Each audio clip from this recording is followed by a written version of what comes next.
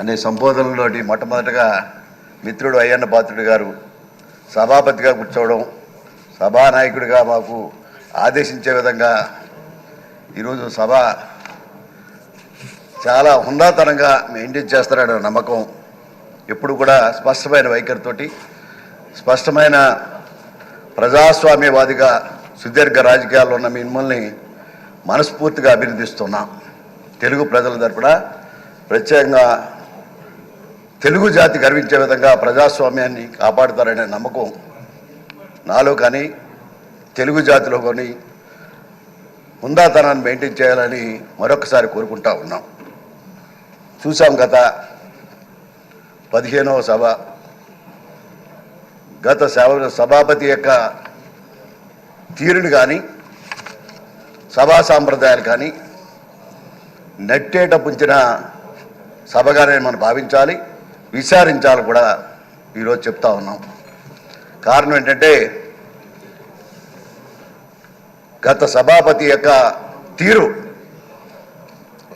ప్రజాస్వామ్యాన్ని అపహాసం చేసిందనే మాటని ఈరోజు చెప్పడానికి బాధపడుతూ ఉన్నాం. ప్రజాస్వామ్యవాదిగా ప్రజాస్వామ్య విలువలు కాపాడవలసిన సభాపతి లోపల కానీ బయట కానీ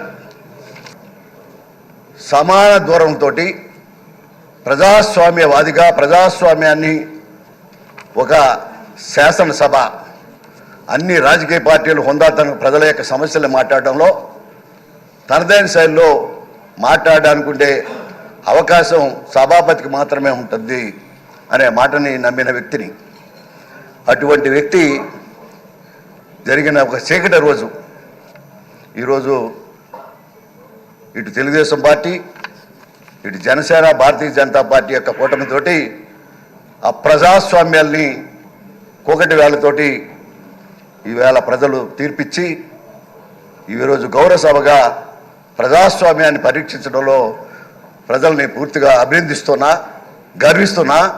ఈరోజు కూటమి ద్వారా 144 మంది నెగ్గిన ప్రతి శాసనసభ్యుని కూడా మనస్ఫూర్తిగా అభినందిస్తున్నా. ఎవరైతే మంత్రులు అయ్యారో వారికి కూడా మీరేదైతే శాసనసభ్యులు వస్తూ ఉన్నారో వారందరూ కూడా పనుల్ని ప్రత్యేకమైన అపాయింట్మెంట్ ఇచ్చి ప్రజాస్వామ్యవాదులుగా ఒక రిప్రజెంటేటివ్గా ప్రజల యొక్క ఆలోచనతో వచ్చే అభివృద్ధి కార్యక్రమాల యొక్క సంక్షేమ కార్యక్రమాల్లో మీరందరూ కూడా సహకరించాలని మాత్రం ఈ సభ ద్వారా మిమ్మల్ని కోరుకుంటా ఉన్నాం. మరొక విషయం, చట్టాలు కూడా ఉల్లంఘించుకుని అనేక కేసులు పెట్టి ప్రతిపక్ష నాయకుల్ని, ప్రతిపక్ష పార్టీలు కూడా వ్యక్తిగత దోషంతో బూతుల మంత్రులు, బూతుల శాసనసభ్యులుగా గత ప్రభుత్వాన్ని చూసాం.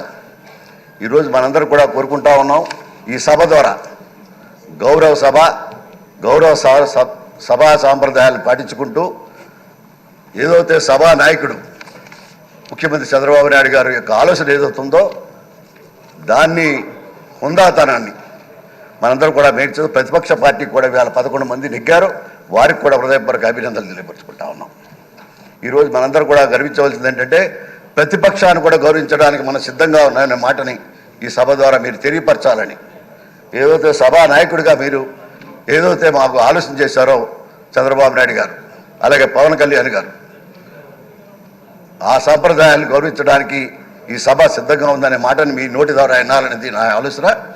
అదే రకంగా మరొకసారి చెప్తా ఉన్నాం, ప్రజాస్వామ్యంలో ఈరోజు ఎక్కువ టైం ప్రతిపక్షాలు లేనప్పుడు కూడా శాసనసభ్యులుగా ఉండవలసిన అనేక సమస్యలు, నియోజకవర్గ సమస్యలు కానీ ఇతర సమస్యలు కానీ ఏదైతే ప్రజా సమస్యల మీద మాట్లాడడానికి కూడా ప్రతి శాసనసభ్యుడికి కూడా అవకాశాన్ని కల్పించే విధంగా ఈ సభ పనిచేయాలనేది మాత్రం కోరుకుంటూ, ఇటువంటి సేవ ఎప్పుడూ లేని విధంగా అయ్యన్న పాత్రుడి గారి కాలంలో జరిగింది. నా మిత్రుడు అయ్యన్న పాత్రుడి గారు సభా సాంప్రదాయంలో ప్రపంచంలో ధీటుగా ఉండాలని కోరుకుంటూ ఆ 7 కొండల వారి యొక్క ఆశీస్సులు మెండుగా ఉండి ఈ సభా సాంప్రదాయంలో తెలుగు జాతి గర్వించే విధంగా స్పీకర్ పదవిని కొనసాగించాలని కోరుకుంటూ సెలవు తీసుకుంటా ఉన్నాం.